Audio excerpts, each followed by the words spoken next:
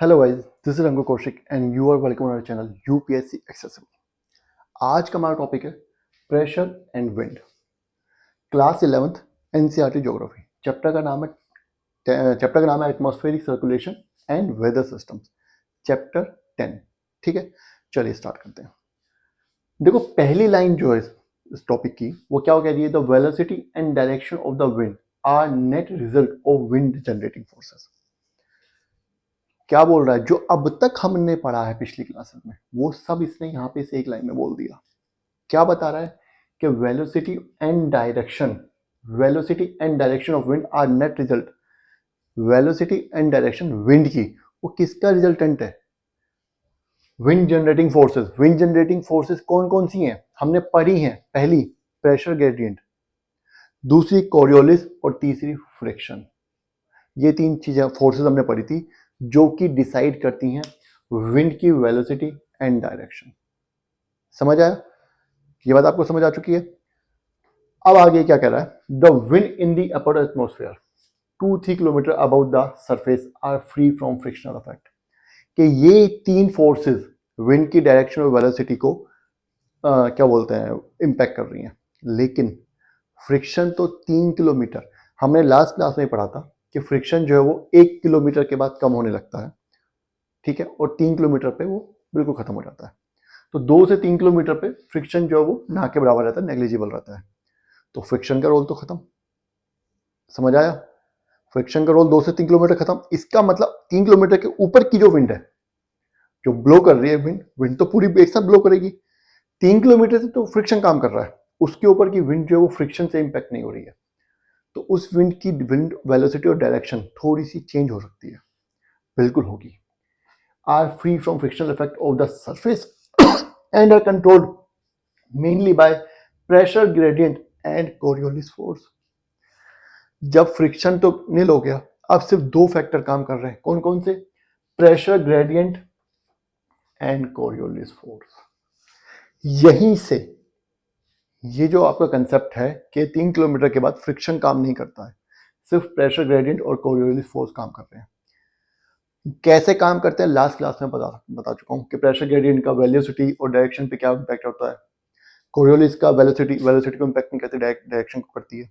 और फ्रिक्शन के बारे में भी बता चुका हूँ कैसे इंपैक्ट करता है वेलोसिटी डायरेक्शन दोनों को। ठीक है, तो प्रेशर तो खैर नील हो गया, ये दो फोर्सेस काम कर रही हैं। यही कंसेप्ट निकाल के लाया है, इसी कंसेप्ट से रिलेटेड हमारा दूसरा टॉपिक, हमारा जियोस्ट्रॉपिक विंड्स।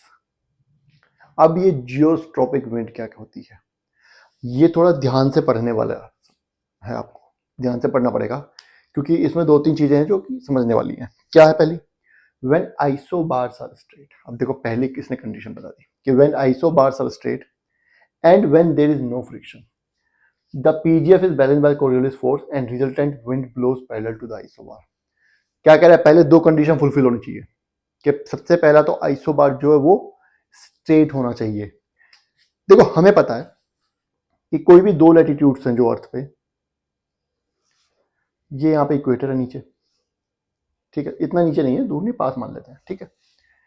अब ये जो यहाँ पे लैटिट्यूड है, इस पे इंसोलेशन जो होगी वो एक पर्टिकुलर होगी, हमें पता है। हर लैटिट्यूड पे इंसोलेशन का हमें पता है कि यहाँ पे इक्वेटर के जितना ज़्यादा पास होगा उतनी ज़्यादा इंसोलेशन होगी, और इक्वेटर के जितना दूर जाएगा उतनी कम इंसोलेशन होगी।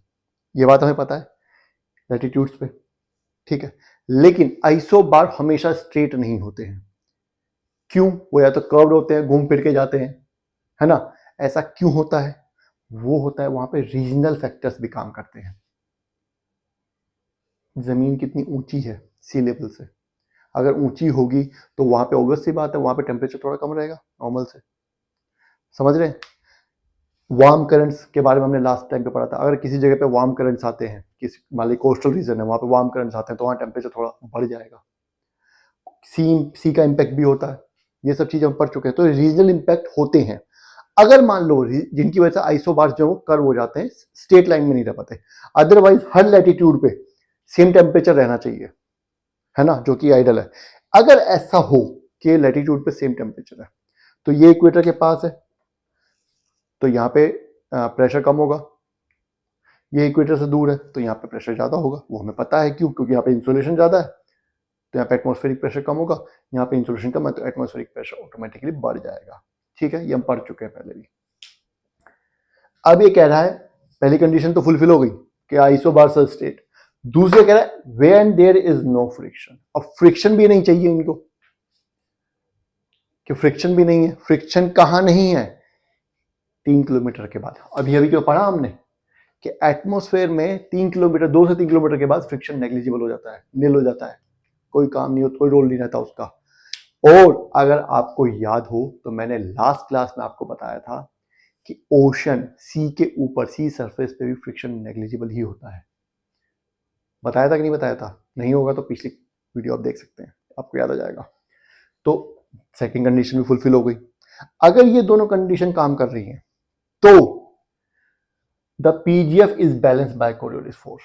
पीजीएफ और कोरियोलिस फोर्स बैलेंस हो जाए, आउट हो जाएंगी। ये दोनों ही अब डायरेक्शन और वेलोसिटी को डिसाइड करेंगी। ठीक है।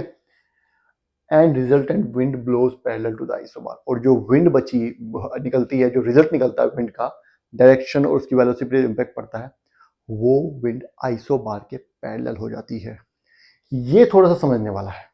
क्यों है समझने वाला? देखिए मैं आपको बताता हूं। ये हमारे दो आइसोबार्स हैं। ठीक है, ये स्टेट है, ये हाई प्रेशर है, ये लो प्रेशर है। समझ गए? नॉर्दर्न हेमिस्फीयर की बात कर रहे हैं हम। ये हाई प्रेशर है, ये लो प्रेशर है।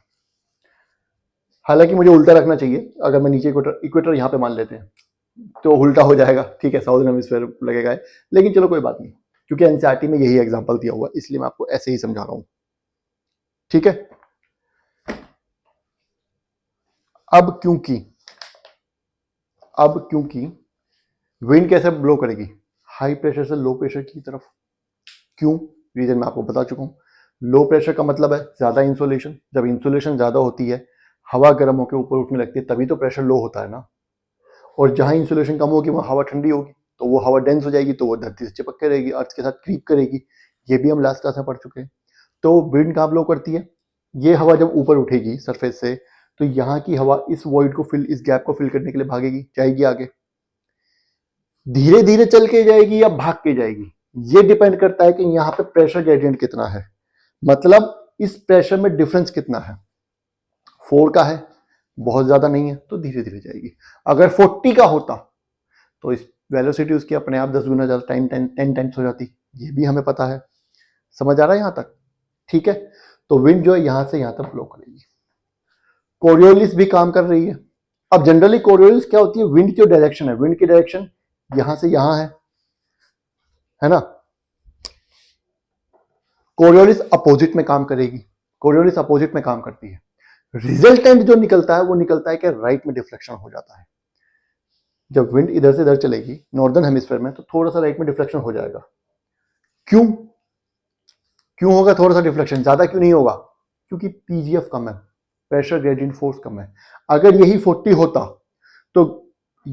होता तो विंड की वेलोसिटी इतनी ज्यादा बढ़ जाती कि ये डिफ्लेक्शन इतना ज्यादा हो जाता कि विंड पैरेलल हो जाती आइसोबार के।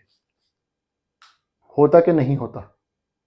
अगर प्रेशर ग्रेडियंट, ठीक है, प्रेशर ग्रेडियंट ज्यादा होगा तो वेलोसिटी भी बढ़ेगी, वेलोसिटी बढ़ेगी तो कोरियोलिस का इंपैक्ट भी जरा बढ़ जाता है। ये हम पीछे पढ़ चुके हैं। और जितना ज्यादा कोरियोलिस बढ़ेगी उतना ज्यादा वो उसकी डायरेक्शन में डिफ्लेक्शन होगा, और एक टाइम के बाद इतना ज्यादा डिफ्लेक्शन हो जाता है कि वो जो विंड है वो आइसोबार के पैरेलल हो जाती है। ये हम पढ़ चुके हैं कि ये सब वेलोसिटी की वजह से होता है। लेकिन वेलोसिटी सिर्फ एक ही कंडीशन में नहीं ज्यादा होती। यहां पे बोल रहा है, पिछली अभी तक जो हमने पढ़ा लास्ट क्लास में, कि पीजीएफ ज्यादा होने की वजह से, मतलब हाई प्रेशर लो प्रेशर में डिफरेंस ज्यादा होने की वजह से विंड की वेलोसिटी बढ़ जाती है। पता है, ठीक है। लेकिन फ्रिक्शन ना होने की वजह से भी विंड की वेलोसिटी बढ़ सकती है। ये बात आप भूल गए क्या? जी हाँ, यही वो इंपैक्ट है जो फ्रिक्शन ना होने की वजह से पड़ने वाला है, कि फ्रिक्शन जब नहीं होगा तो विंड की वेलोसिटी अपने आप बढ़ जाएगी, और जब विंड की वेलोसिटी अपने आप बढ़ जाएगी तो कोरियोलिस और ज्यादा फोर्स करेगी, और ज्यादा इंपैक्ट करेगी, और रिजल्टेंट क्या निकलेगा? विंड इतनी ज्यादा डिफ्लेक्ट हो जाएगी राइट में कि वो आइसोबार्स के पैरेलल हो जाएगी। ये विंड की डायरेक्शन है, ये पीएच प्रेशर ग्रेडियंट की डायरेक्शन है, और ये कोरियोलिस पीछे की तरफ इसको फोर्स लगा रही है, अपोजिट में काम कर रही है। ठीक है। ये हमारी निकली, क्या निकली, डायरेक्शन निकली नॉर्दर्न हेमिस्फेयर में, क्योंकि नॉर्दर्न हेमिस्फेयर में हमने रूल पढ़ा था कि राइट हैंड साइड में डिफ्लेक्ट करेगी, कोरियोलिस का इंपैक्ट जो पड़ेगा विंड पे वो राइट हैंड साइड में पड़ेगा, सदर्न हेमिस्फेयर में लेफ्ट हैंड साइड पे पड़ेगा। सदर्न हेमिस्फेयर अगर होगा तो इधर की तरफ डिफ्लेक्ट करेगी, आइसोबार्स के पैरेलल हो जाएगी। तो अगेन मैं बता रहा हूं जियोस्ट्रोफिक विंड्स क्या होती हैं। जियोस्ट्रोफिक विंड्स वो होती हैं जो फ्रिक्शन ना होने की वजह से कोरियोलिस का इंपैक्ट इतना, क्योंकि विंड की वेलोसिटी बढ़ चुकी है तो कोरियोलिस का इंपैक्ट इतना ज्यादा बढ़ जाता है कि विंड जो है वो आइसोबार्स के पैरेलल ब्लो करने लगती है, उनको हम कोरियोलिस जियोस्ट्रोफिक विंड्स कहते हैं। ये विंड्स अपर एटमॉस्फेयर में मिलती हैं, क्यों, क्योंकि फ्रिक्शन वहीं पे कम होता है, अपर एटमॉस्फेयर में ही 3 किलोमीटर के बाद फ्रिक्शन नेग्लिजिबल हो जाता है, ना के बराबर। और सी सरफेस पे भी एटमॉस्फेयर बहुत कम होता है, वहां पे भी ये विंड्स मिल जाती हैं। समझ आ गया जियोस्ट्रोफिक विंड्स क्या होती हैं? यहां तक समझ क्लियर हो गया? चलिए अब आगे बढ़ते हैं।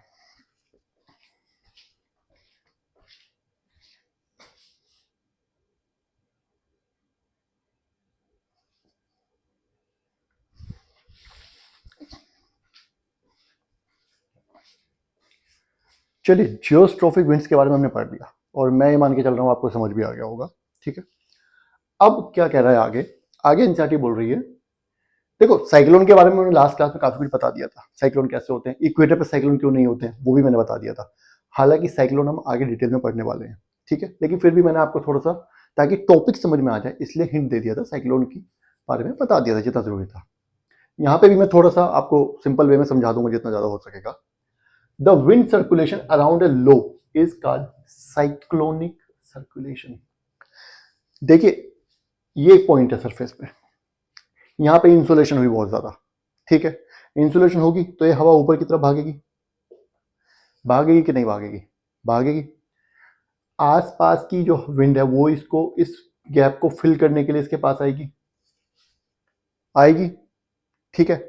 लेकिन ट्रॉपिक रीजन में क्या होता है, इक्वेटर पे नहीं होता, इक्वेटर से 5 डिग्री ऊपर तक और 5 डिग्री साउथ में, नॉर्थ और साउथ दोनों रीजन में साइक्लोन्स नहीं बनते हैं, ट्रॉपिकल साइक्लोन्स बल्कि 5 के 10 ही मानिए, उससे 10 से आगे और 30 के बीच में बनते हैं, ठीक है। क्यों, बता चुका हूं, पहले पिछली क्लास में बता चुका हूं, देख लीजिएगा। अब जब ये ऊपर चली गई तो चारों तरफ से विंड इस वॉइड को फिल करने के लिए भागेगी, जब वो भागेगी तो क्या होगा, ये हाई प्रेशर से आएगी, यहाँ पे हाई प्रेशर है, यहाँ पे लो है ही, जब हाई प्रेशर से लो प्रेशर की तरफ आएगी तो कायदे में तो इसको इस वॉइड को फिल करना चाहिए, लेकिन क्योंकि पीजीएफ प्रेशर ग्रेडियंट फोर्स बहुत ज्यादा है तो विंड की स्पीड ज्यादा है और कोरियोलिस अपना काम कर रही है, कर रही है कि नहीं कर रही है। विंड की स्पीड इतनी ज्यादा हो गई कि ये विंड जो है, ये एक्चुअली लो प्रेशर थोड़ा बड़ा है, मैंने छोटा बनाया है, ये विंड जो है यहां से चलेगी सीधी, लेकिन वहां जाते जाते इतनी डिफ्लेक्ट हो जाएगी कि राइट आइसोबार के पैरेलल हो जाएगी, राइट हैंड साइड। ऐसे यहां से जाएगी ये विंड, ये राइट हैंड साइड में हो जाएगी, ऊपर से आएगी वो भी अपने राइट में डिफ्लेक्ट हो जाएगी, इतनी कि आइसोबार के पैरेलल हो जाएगी। और क्या होगा, क्या होगा, अब ये पैरेलल हो गई है, यहां से भी इधर से ये डिफ्लेक्ट करेगी इस इधर। अब ये क्या होगा, बिकॉज ऑफ कोरियोलिस, ये जो इसको विंड को इस वॉइड को फिल करना था, ये इस वॉइड को फिल करने के बजाय इसके चारों तरफ घूमने लगती है। मैंने डिटेल में समझाया था कि अंदर इधर होने के बाद भी ये अंदर जाने की कोशिश करेगी क्योंकि लो प्रेशर है, लेकिन कोरियोलिस की वजह से फिर बाहर उसको आना पड़ेगा क्योंकि राइट में डिफ्लेक्शन होता जा रहा है, तो ये इसी एक वर्ल्ड में फंस जाएगी और इसके चारों तरफ घूमती रहेगी। इंसुलेशन हो रही है अपनी जगह पे, ऐसा तो नहीं है कि सूरज जी जो है, जो हमारा सन है, उन्होंने शाइन करना बंद कर दिया है, उनका तो अपना टाइम है, अगर उनको 2 से 4 या 12 से 4 उनको शाइन करना है तो वो करेंगे ही, वो कर रहे हैं लगातार। तो जो विंड अंदर बाई चांस जली भी गई है वो फिर दोबारा गर्म होकर फिर ऊपर उड़ जाएगी, आगे से और विंड आएगी, आएगी कि नहीं होगी। तो क्या कहना चाह रहा है कि साइक्लोनिक सर्कुलेशन में विंड जो है वो लो प्रेशर के चारों तरफ ब्लो करती है, ठीक है। क्यों करती है मैंने लास्ट क्लास में ये समझाया था, यहाँ पे भी आपको समझा दिया, बाकी अभी साइक्लोन में हम आगे डिटेल में पढ़ेंगे, मोटा मोटा मैंने आपको बता दिया, ठीक है। अब ये क्या कह रहा है, एंटी साइक्लोनिक सर्कुलेशन में क्या होता है, एंटी साइक्लोनिक सर्कुलेशन में हाई प्रेशर रीजन के अराउंड ब्लो करती है, ये उल्टा हो जाता है, यहां पे हाई प्रेशर है, यहां पे विंड आएगी और वो उसके अराउंड ब्लो करना स्टार्ट कर देगी, लेकिन उल्टी डायरेक्शन में, ठीक है। अभी आगे समझाऊंगा डिटेल में, कोई दिक्कत ही नहीं है वो, चलो ठीक है, यहां तक समझ आ गया हमें। हाई प्रेशर, अब यहाँ पे लो प्रेशर बन रहा है तो कहीं पे हाई प्रेशर भी बनेगा, वहां पे भी विंड उसका सर्कल करेगी हाई प्रेशर का, लेकिन यहाँ पे एक चीज और आ गई है, क्या आ गई है, the direction of winds around such system changes according to location in different hemispheres. मतलब ये राइट साइड में डिफ्लेक्ट हुई, क्यों, क्योंकि हमने नॉर्दर्न हेमिस्फीयर का एग्जांपल लिया है,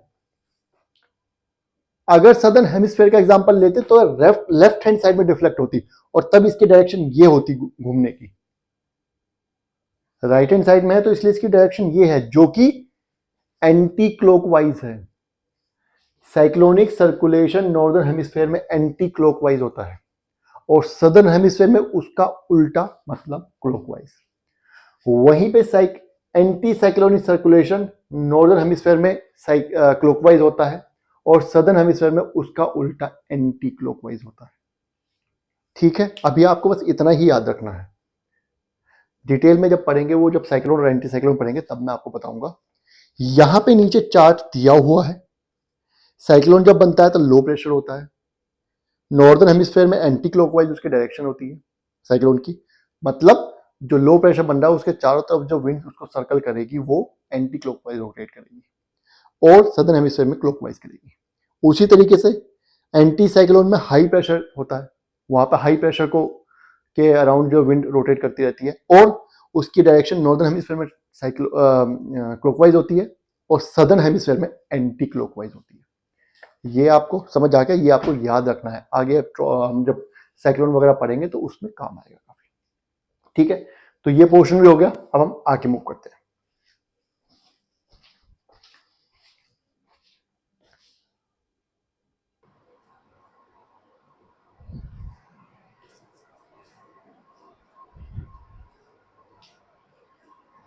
चलिए आगे बढ़ते हैं। अभी क्या कह रहा है, the wind circulation at earth surface around low and high on many occasions, low मतलब low pressure areas and high pressure areas, on many occasions is closely related to wind circulation at high level। क्या कह रहा है कि देखो low pressure कैसे बनेगा, किसी सरफेस पे पहले इंसुलेशन बहुत ज्यादा होगी, इंसुलेशन बहुत ज्यादा होगी तो ये हवा ऊपर उठने लगेगी, जब ऊपर उठेगी तो यहाँ पे लो प्रेशर रीजन बन जाएगा। जनरली क्या होता है कि कहीं लो प्रेशर रीजन बन रहा है तो हाई प्रेशर रीजन भी बनता है, यहाँ पे इंसुलेशन कम है तो यहाँ पे एयर सिंक करेगी, मतलब ऊपर से नीचे की तरफ आएगी, सबसाइड करेगी जिसको हम बोलते हैं, ठीक है। जब ये सबसाइड करेगी तो यहाँ पे हाई प्रेशर बनेगा क्योंकि वो ठंडी हवा है, यहाँ पे इंसुलेशन कम है तो हवा ठंडी है, तो ठंडी हवा हमेशा अर्थ से चिपकना रहती है, वो उस पर क्रॉल करती है, मैं आपको लास्ट क्लास में ये बात बता चुका हूँ, ठीक है। और जो गर्म हवा होती है वो फैलती है, वो एक्टिव हो जाती है, ऊपर की तरफ उठने की कोशिश करती है, ठीक है। अब ये कह रहा है ये हाई प्रेशर और low pressure many occasions, on many occasions they are related in upper atmospheric level। ऐसा नहीं है कि बस यहां की हवा यहां आ गई, यहां की यहां चली गई, नहीं, पूरा का पूरा सर्कुलेशन 3D में इंपैक्ट करता है। कैसे, मैं आपको समझाता हूं, उससे पहले ये लाइन पढ़ लो। Generally over the low pressure area the air will converge, low pressure area पे एयर कन्वर्ज करेगी, अभी बताने वाला हूं, and over converge and rise, converge करेगी और राइज करेगी, and over high pressure area the air will subside from above and diverge at the surface. मतलब देखो ये हमारा लो प्रेशर एरिया है, यहाँ पे हमारा लो प्रेशर एरिया है, यहाँ पे हमारा हाई प्रेशर एरिया है, एयर यहां से उठी ऊपर, क्या बोल रहा है, विल कन्वर्ज। जब लो प्रेशर एरिया है, यहाँ पे हवा गर्मी होगी तो हवा थोड़ी ऊपर उठेगी, उठेगी तो आसपास की हवा इस वॉइड को फिल करने के लिए आएगी, सॉरी इधर से और इधर से भी आएगी, आएगी, वो हवा भी गर्म होगी तो और ऊपर उठेगी, तो ये एक फ्लो बन जाएगा, ये हवा ऊपर की तरफ चलने लगेगी यहां पे। और यहां पे इंसुलेशन कम है तो यहां पे हवा जो ऊपर से नीचे की तरफ आएगी क्योंकि ठंडी हो चुकी है, ये हवा अर्थ से चिपकना चाह रही है ना। अब क्या हुआ, यहां पे एक वॉइड क्रिएट हो गया लो प्रेशर की वजह से। ये हवा हमने बोला इधर से इधर की तरफ चली, लेकिन जहां से आई है वहां तो हाई प्रेशर क्रिएट हो गया ना। ऑब्वियस सी बात है, वहां पे हाई प्रेशर है, हवा हाई प्रेशर से लो प्रेशर चलेगी, प्लस हाई प्रेशर की हवा जो है वो ठंडी है, ऊपर जो उसकी हवा है वो नीचे की तरफ भागेगी, वो भी ठंडी है, ऊपर से नीचे जो हवा आ रही है, तो यहाँ पे और ज्यादा हाई प्रेशर बनेगा, फिर आगे पुश मिलेगा इसको, फिर ये हवा जाएगी, तो यहाँ पे हवा कन्वर्ज हुई, चारों तरफ से हवा इधर आई, कन्वर्ज होकर राइज हुई। ये आपको समझ आ गया। राइज होने के बाद ये ऊपर जाएगी, ऐसा नहीं है कि ये ऊपर जा रही है नीचे आ रही है बस इतना है खेल, नहीं, ये ऊपर जाने के बाद ऊपर हमारा ट्रोपोस्फेयर, ट्रोपोपोज, ढक्कन ऑफ लोअर लेवल, ट्रोपोपोज को नीचे की हवा क्रॉस नहीं करती है, तो वहां से क्या होगा, ये फिर दोबारा डाइवर्ट होगी इधर इधर सब जगह, इधर इधर भी जाएगी, उनको बाद में देखेंगे, फिलहाल इधर का एग्जांपल लेते हैं। अब ये हवा इधर चलनी स्टार्ट हो जाएगी, चलेगी, लेकिन क्योंकि ये हवा नीचे से ऊपर उठी है, जब ये उठी थी उस टाइम पे गर्म थी, ऊपर हो गया टेम्परेचर कम, हम ये पढ़ चुके हैं कि जैसे जैसे ऊंचाई बढ़ेगी एटमॉस्फेयर में टेम्परेचर कम होगा, टेम्परेचर कम होने लग गया, इसका डाइवर्ट ये होने लगी है क्योंकि ऊपर जा नहीं सकती, नीचे भी नहीं जा सकती, तो क्या होगा, साइड में चल लेगी, इधर इधर इधर इधर, है ना। इधर जब ये चलेगी इधर इधर तो जाएगी ही, वो भी एक सेल बनेगा, उसको बाद में देखेंगे। जब इधर जाएगी, ठंडी ऑलरेडी हो रही है तो ये हैवी भी हो गई है, अब ये पहुंच जाएगी इस जगह पे और यहाँ पे आके सिंक करने लगेगी। क्यों, क्योंकि यहाँ पे हाई प्रेशर है, यहाँ पे भी तो वॉइड क्रिएट हो रहा है, ये हवा इधर भाग रही है, ये एक सर्कुलेशन डेवलप हो जाएगा पूरा का पूरा। इसी तरीके से यहां पे होगा, यहां पे भी फिर हाई प्रेशर बनेगा, वो हाई प्रेशर पे हवा आके इधर की तरफ भागेगी, इधर भी एक सेल क्रिएट हो जाएगी, इसके पीछे भी हो सकती है, इधर भी हो सकती है। समझ आ गए। तो ये कहना चाह रहा है कि ऐसा नहीं है कि सिर्फ हाई प्रेशर से लो प्रेशर तक हवा आ गई किस्सा खत्म हो गया, नहीं, पूरा सर्कुलेशन हो सकता है। ये हवा यहाँ पे कन्वर्ज करेगी, राइज करेगी, फिर ऊपर जाके ट्रोपोस्फेयर पे जाएगी, फिर डाइवर्स करेगी, फिर यहाँ पे आएगी, हाई प्रेशर पे आकर के गिरेगी, यहाँ पे आके ये सबसाइड करेगी और डाइवर्स करेगी। सिर्फ इधर नहीं आ रही है, इधर भी जाएगी, इधर भी जाएगी, इधर भी जाएगी, 3D में बनती है सेल, चारों तरफ फैलेगी, इधर वाली फिर दोबारा इस लो प्रेशर पे आएगी, गर्म होगी, फिर ऊपर जाएगी, सेल चलता रहेगा। समझ रहे हैं। अभी बताता हूं आगे। Apart from convergence, some eddies, convection currents, orographic uplift and uplift along the fronts cause the rising of air, which is essential for the formation of clouds and precipitation.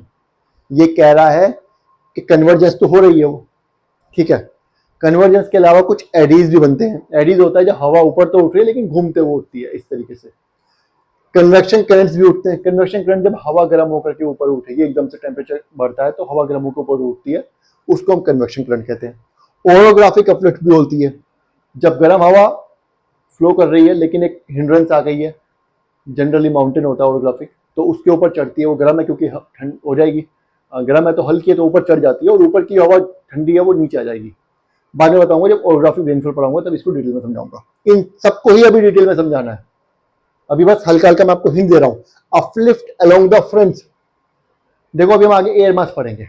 Air mass क्या होता है, जब दो air mass collide करते हैं तो obvious सी बात है एक का टेम्परेचर कम होगा, एक का टेम्परेचर ज्यादा होगा, तो वहां पे फ्रंट बनेगा, तो जिसका टेम्परेचर ज्यादा होगा वो हवा जो है वो एक्टिव होती है, ऊपर की तरफ बहेगी, और जो जिसका टेम्परेचर कम है वो हवा उतनी एक्टिव नहीं होती है, वो चिपकी रहती है अर्थ से, क्रॉल करने की कोशिश करती है, वो नीचे रहेगी, तो वहां पे भी अपलिफ्टमेंट होती है एयर की। इन सब की वजह से एयर राइज करती है, और जब एयर राइज करेगी तो एयर का राइज करना is essential for formation of clouds. जब तक एयर राइज नहीं करेगी तब तक क्लाउड्स की फॉर्मेशन नहीं होगी, और अगर क्लाउड्स की फॉर्मेशन नहीं होगी तो प्रिसिपिटेशन नहीं होगी। समझ आए? यहां तक समझ आ गया? ये टॉपिक यहां पे खत्म हो गया।